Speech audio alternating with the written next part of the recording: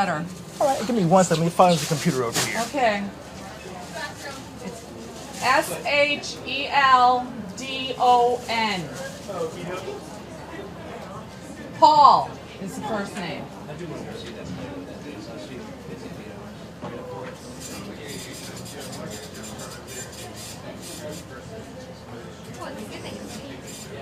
Do you have it? I looked it up in my system, but unfortunately, I'm not coming across any of Paul Sheldon's books that we have here in the store.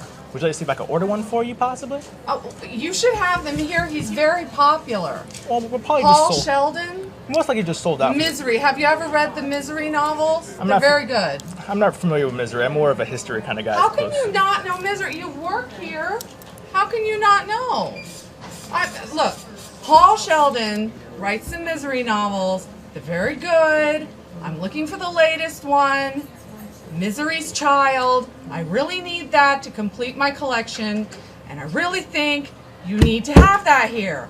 Misery. I don't have it in the store, but I could probably order it for you. I'm not interested in waiting. I've already waited a long time for the paperback to come out. Paul Sheldon, Misery's Child.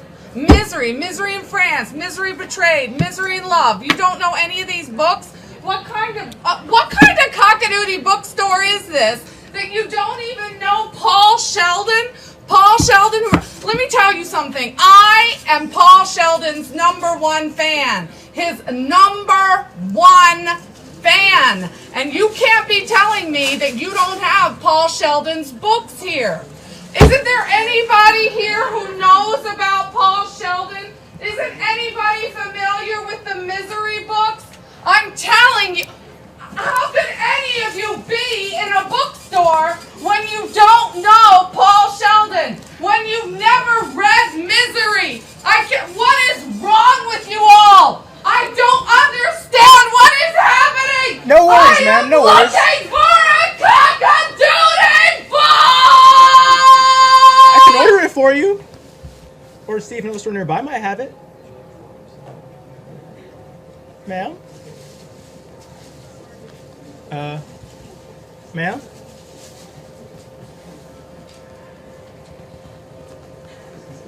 Oh, this looks good. I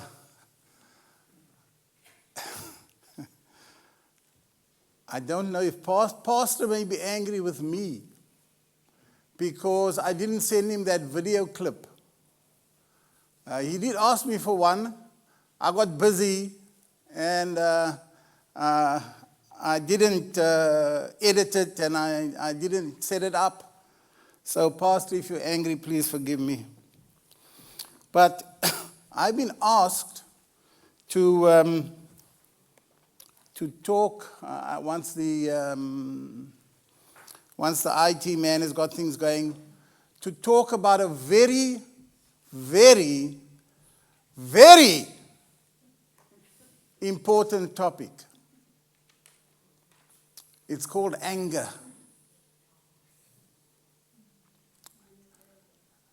The devil is angry. He doesn't want the thing to show up on the screen because he doesn't want you to learn what I'm going to teach you. And I don't know if you read the advertisement or what was on the website. Anger everywhere. That's the title of the topic. Anger everywhere. If you have the time, you can go online and ask the questions, is the world getting angrier? And Google will have so many websites that will say, yes, it is getting angrier. And one homemade index of how angry the world is road rage. And in Australia, road rage is certainly increasing all the time. So we're going to look at the health effects of anger. We're going to look at what happens when you get angry. And I hope that at the end of this talk, when you have filled out the questionnaire, you would have learned something about yourself and your own anger levels. Most of us, truth be told, most of us do get angry now and again. Or maybe just once in a while, or a little bit, or... Anyway, you answer that question. I'm not here to ask you the questions. You answer that for yourself. I found this in my... is this what I have to do? Oh, no, go down. How do I get to the next slide? Just press space. Oh, okay. No, it went too far. I found this in my preparation, and it's some research that was done in Finland, and it's a thermogram of humans that were part of the research study, and they asked a couple of hundred people to write down, they gave them an image of a body, and they asked them to think about certain things, all those things that you see at the top, and then to, I didn't put the scale in the picture, sorry, that was my bad, and then to highlight on that outline of the body how they felt and where this particular emotion was situated, and a particular color meant heat and a particular color meant cold, and so on. And as you can see there, if you can see it clearly from the back, the two lightest emotions are happiness and love. You see that? Happiness and love is virtually the whole body's involved. When you look at the other emotions, you can see depression, there's hardly any energy, there's hardly any yellow or red shades with depression. Content, it's only the person's face that's getting hot. And anger, if you look at anger, it's the very first one on the left-hand side. You can see where the heat is, in inverted commas. It's involving the head, the heart, and the stomach. I want you to keep that in mind because I'm going to use it again right at the end. But, pardon me, the truth of the matter is that anger kills. I can remember very clearly a very frightening trip that I took in 1996. I was working in Bathurst, and this 46-year-old lady came into emergency, and she was unconscious. And we ended up having to take her from Bathurst to St. George Hospital because we didn't have a neurosurgeon. And I don't know if you ever sat in the back of an ambulance traveling at 100 kilometers an hour on Bell's line of road. And you can't see where you're going, because I'm sitting there with my hands trying to look after the patient while the back of the ambulance is going around like that as we go around all the corners of Bell's line of road. When I learned what had happened, it was one of the saddest things. Her son had gone out for a Saturday night party and didn't bother to come home. And when he got home the next day, midday, that was a Sunday, she got so angry that she died. She got so angry that she blew a blood vessel in her brain, suffered a huge brain hemorrhage, and then she died. So anger kills. There's no getting away from it. And we're going to look at exactly what happens and talk a bit about it. What is anger? What's the definition of anger? A strong feeling of annoyance, displeasure, or hostility. That's the Oxford Dictionary. So if you got a problem with that, you can go and argue with Oxford, not with me. But this was a good quote, I thought, from Mark Twain. pardon me, anger is an acid that does more harm to the vessel in which it's stored than to the one on which it is poured. It does more harm to the vessel in which it's stored than to the one on whom it's poured. And I don't know if you have the time. There's certainly, I didn't have enough time. I could learn more if I prepared for another talk again next year. But there's so much on the internet about anger, so much to learn and so much to know. But, pardon me, some of it you've got to be very careful, of course, like most things. But psychologists say this is a secondary emotion. It's an emotion which arises from another emotion. And some psychologists call it a defense mechanism. Depending on how you think about your arrival on this planet, you would say it's a defense mechanism. It's natural. That young lady that you saw in the first clip, in America they would say she suffers from IED, impulsive eruptive disorder. It's in the psychiatric handbook. So it's not that she's just too angry. There's actually, it's natural. It's part of your defense mechanism, they claim. So that when you get angry, you're getting ready either to fly away, run away, or to fight. The old fight and flight mechanism is being activated. And that's usually what happens when you get angry. And some psychologists even say that it's useful. I don't know if they've ever had somebody die in front of them and then say, oh, anger is useful. But this is what the psychologists say. Now, how many types of anger do you think there are? Here was, for me, it was a bit of a toss-up. The one article that I read says, oh, there's only 4 kinds of anger. The other article says there's 12 kinds of anger. Another article says there's 15 kinds of anger. I'm going to make it easy for you, just 4 kinds of anger. Number 1 is the anger at yourself. I don't know if you've ever experienced that one before. Some people do and some people don't. It depends on your view of yourself. If you have a problem with yourself, the way you think about yourself, the way you feel about yourself, then you will often be angry at yourself. Paranoid anger. Everybody's out to get me. Why are they all so, what are they talking about? They may be whispering about me. I sometimes get a bit paranoid when I walk into a room and people stop talking. Has it ever happened to you? Have you ever thought, were they talking about me? Why did they suddenly just stop?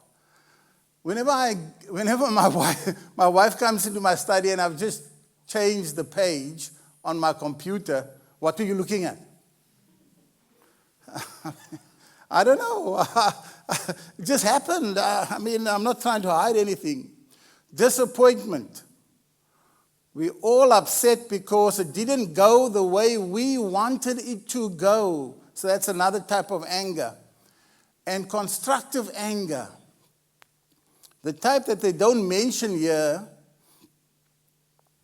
is what some researchers call moral anger. And research was done at the University of Liverpool on moral anger. In other words, you get angry because the boss is actually not paying the workers. He's paying you, but there's 4 or 5 others that are not getting paid properly. So we can call that, with the Christian worldview, we can call that righteous anger. And there are certainly things that we can quite readily be angry about that are happening in the world today. Domestic violence is one of them.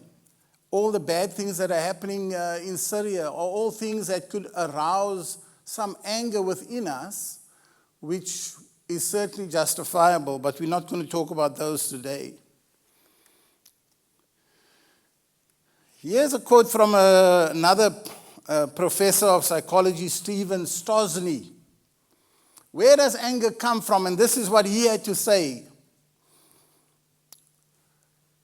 Certainly, much anger and resentment stems from an underlying matrix of neurotic narcissism and sense of entitlement. I don't agree with the professor, but that's not a talk for today.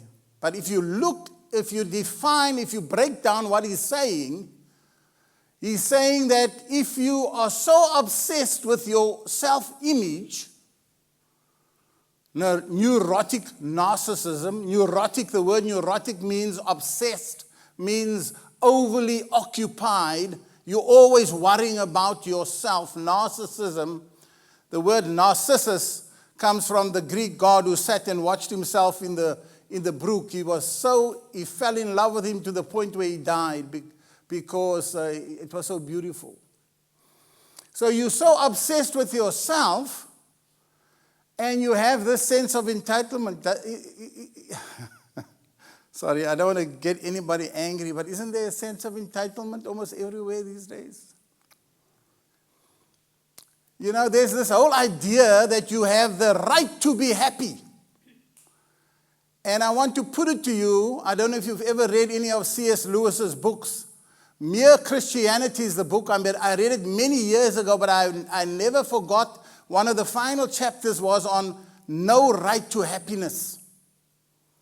So C.S. Lewis, a very famous English professor, look his book up, Mere Christianity, and read that chapter, No Right to Happiness.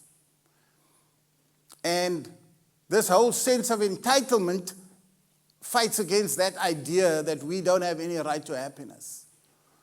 But this professor thinks, and he says, that the reason for anger lies in the fact that people are obsessed with themselves and they feel that the world owes them everything, and so when they don't get it, they get angry. Now, what happens when you do get angry? I'm sure the one right at the top there, you've seen when somebody gets angry, you can see the muscles of their jaw tightening. They start clenching their jaw, even before they say anything. If you keep your eyes open, you will see this person is starting to get angry. And depending on whether they've got their hands around something lethal, it may be time for you to leave the room, depending on how angry they get. So it affects your jaw. Your eyes narrow, your eyes will close, because it's part of the sympathetic nervous system. The system that increases your blood pressure, your heart starts pounding. You know that. You know what I'm talking about. Come on, you've all experienced it. I mean, none of you can raise up your hand and say, I've never been angry. Anybody? No. So, pardon me, you start tightening up. Your muscles start preparing yourself. You're either going to start fighting or you're going to start running. And of course, your stomach, when this happens, your stomach starts pumping out acid. That's why you'll often feel, after you're angry, you feel upset in your stomach. It's all connected. It's all connected. Pardon me. And of course, the adrenaline that your body's pumping out raises your heart rate, but also raises your blood pressure, which is what happened to that 46-year-old lady. And depending on how high your blood pressure goes, can be very catastrophic. So the first thing that I want to look at is your brain. What happens in your brain when you get angry? Right at the bottom of that diagram, you don't have to remember that, okay? I had to look it up because I couldn't remember it. I studied it 30 years ago, but right at the bottom, there's a funny amygdala. That little orange thing is the amygdala. The amygdala is the part of your brain that's involved with not thinking but reacting. That's to put it in layman's terms. When you get angry, your amygdala starts kicking in. And it starts releasing from the top already, it starts releasing adrenaline. Adrenaline is your fight or flight hormone that your body releases. But linked to the amygdala, that blue part is called the hippocampus. Don't even think about the words, but the hippocampus is the part of your brain that's involved in laying down memories. And I put this here for a reason because, pardon me, they've done research, and we're going to see that in a little while, that shows what happens when you get angry, what happens inside your brain. And what they did was, they took MRI scans of people's brains, people who were suffering or people who exhibited impulsive, explosive disorder. Don't think IED, because you're going to think about what happens in Iraq when they're driving along the road, there's an IED. That's not it. So what they did was they took people who, in inverted commas, had this disorder, and they took scans of their brains, and they found out they had less gray matter than other people. Now you, sorry. So I'll come back to it. So here's the scans of the brain. If you look on the top left-hand side, you see A. And if you look on the top right-hand side, you'll see B. Now, B is the front of your brain. A, what's titled A, is the back of your brain. Okay? Stay with me. I'm sorry I put the slide here. It may look a bit technical and complicated, and some of you had a bit of lunch, so your parasympathetic is working, where your parasympathetic is what shuts the blood supply to your brain down, and you start feeling a bit sleepy, The blood flow goes to your stomach, and then So, coming back to the diagrams. C, the middle diagram at the top, is also at the front of your brain. Look how they did. Sorry, I got it wrong. I must have had too much lunch. A is also the front of your brain, because you see the diagram on the top right is the mirror of the diagram on the top left. Can you see that? There's no clicker here, no pointer. You got a pointer? No pointer. Okay, so in the top diagram on the right-hand side, there's like a little cabbage hanging at the bottom, on the right-hand side, almost off the scale, off the screen. You see that? You with me? That part of your brain is involved with your balance. That's the back of your head.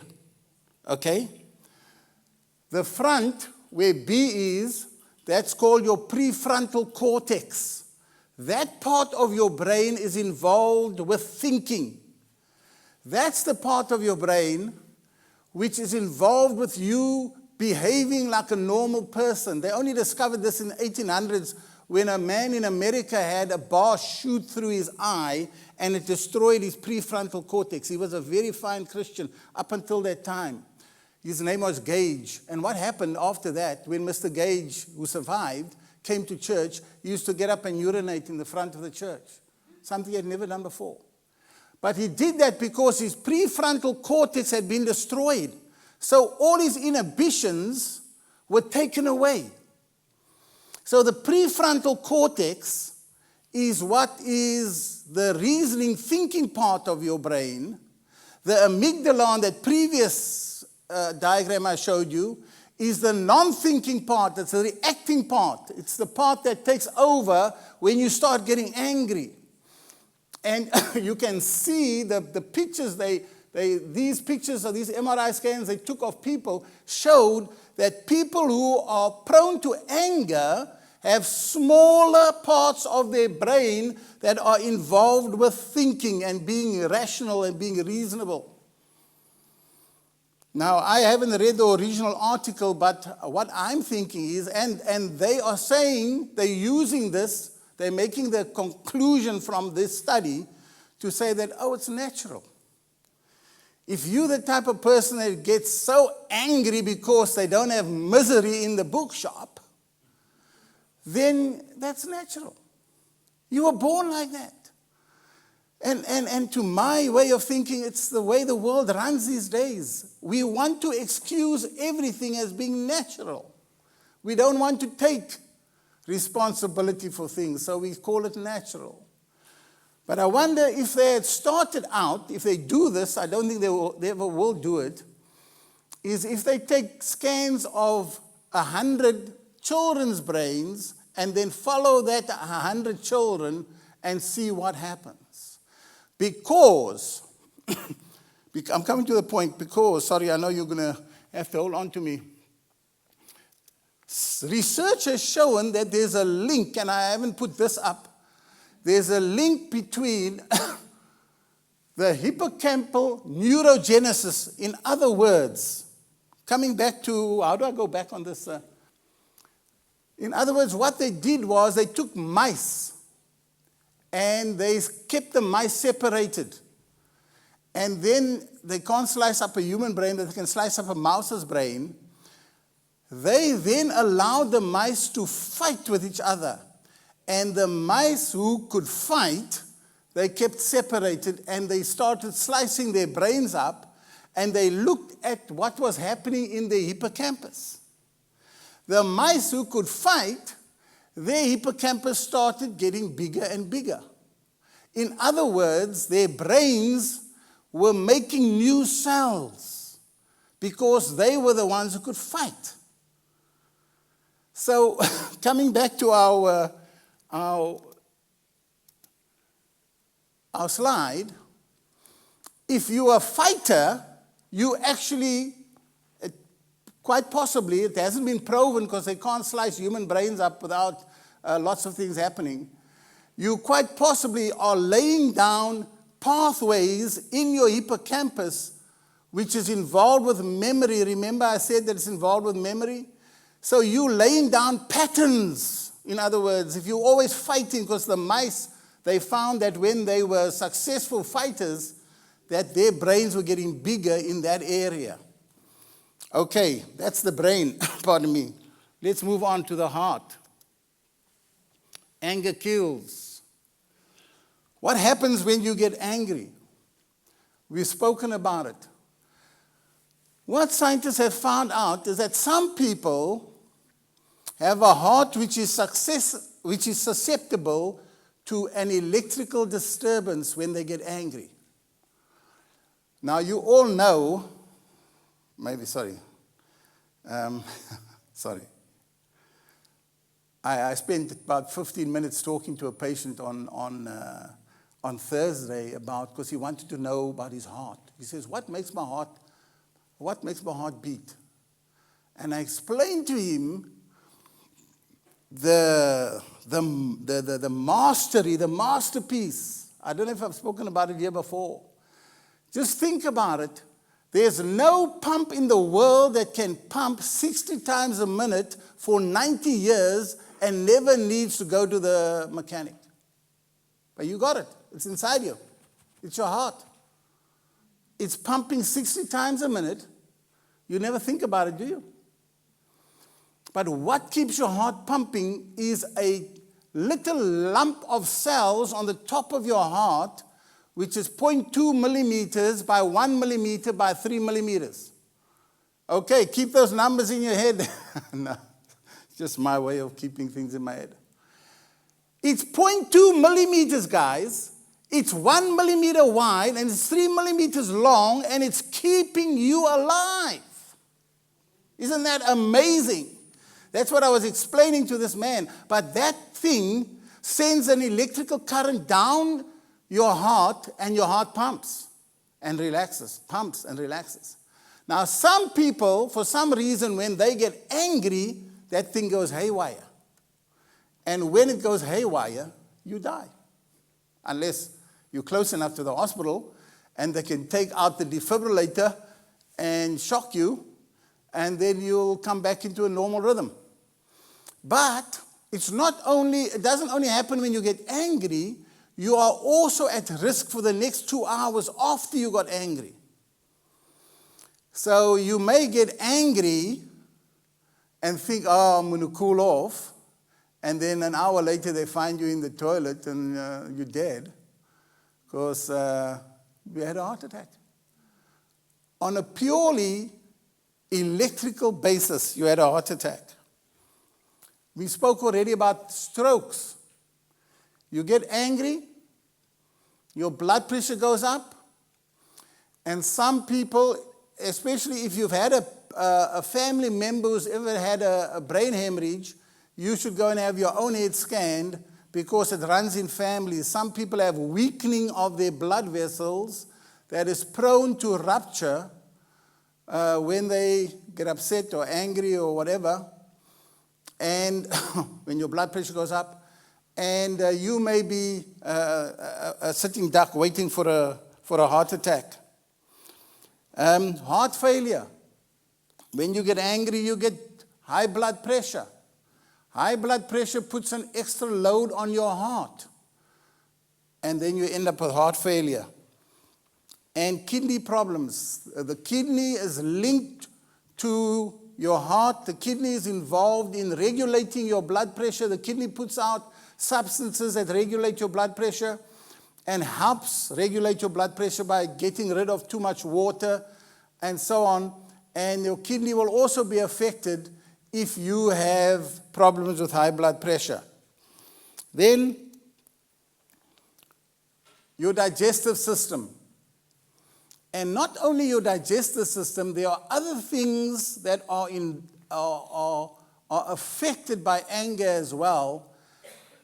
People with anger seem to get more type 2 diabetes than people who are not angry. Of course, you get stomach ulcers, pardon me, because of the increased amount of acid in your stomach. And maybe I haven't said this before, but anger is not only something that is over in a minute. Some people are angry all the time. You met that kind of person? They always seem to be grumpy. And sometimes we think about things that make us angry, and so we stay with high levels of these hormones that are affecting us, affecting our health. And you can have a silent ulcer. A silent ulcer is when you get no pain, but the acid is eating a hole in your stomach until it pops through, and then you'll experience what real pain is all about. So let's look back again at our diagram. We've discovered that anger affects us in many, many ways. It affects many different systems in our body, and, pardon me, affects not only our bodies physically, but it affects us mentally as well. And it kills. Now, I've brought 50 copies of this quiz. I don't know if we're 50 people. Can you just count? Quickly see if 50 is going to be enough. I'm going to give you a quiz, and I've been a little naughty. I haven't put the scoring scale at the end of the quiz. There's 36 questions. You answer them truthfully, and when you're finished, you write your score, add your score up and write it in the corner of the paper, and keep it hidden so that nobody can see how angry you are. And then I'll read out the scores. I don't want to know what your score is. It's not a matter of winning a prize.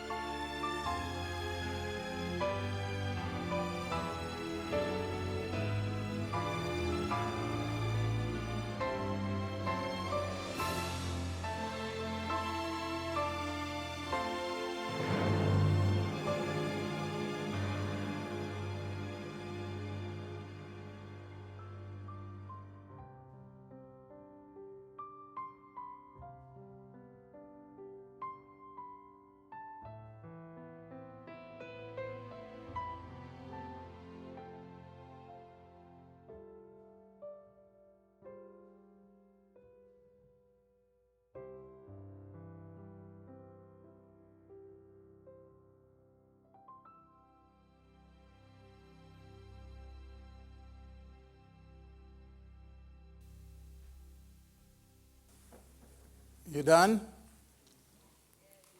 If you're done, put your hand up. I can't reveal the answers just yet because I don't want you to get upset and leave the room.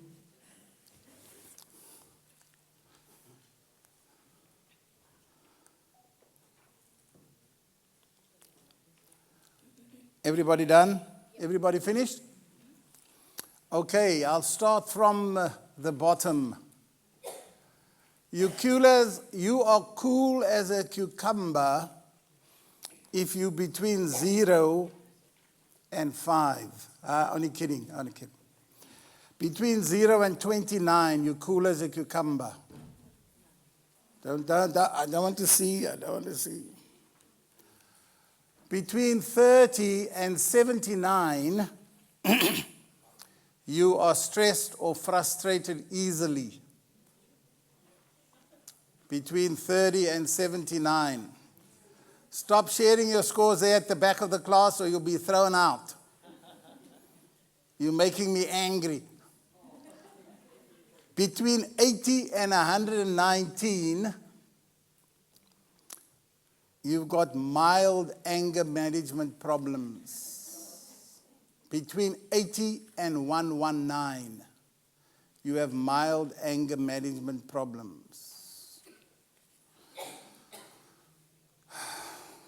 Come on. I'll just... Between 120 and 149, you have moderate anger management problems. Between 120 and 149, and anything over that, please drop to your knees and start praying. Brother, you need help. I said brother for a reason because men are usually angrier than women. Okay, ladies, calm down. So I hope you've learned something you didn't know about yourself. And in the next session, I'm going to talk about how I learned something I didn't know about myself. So I'll see you next time. Thanks.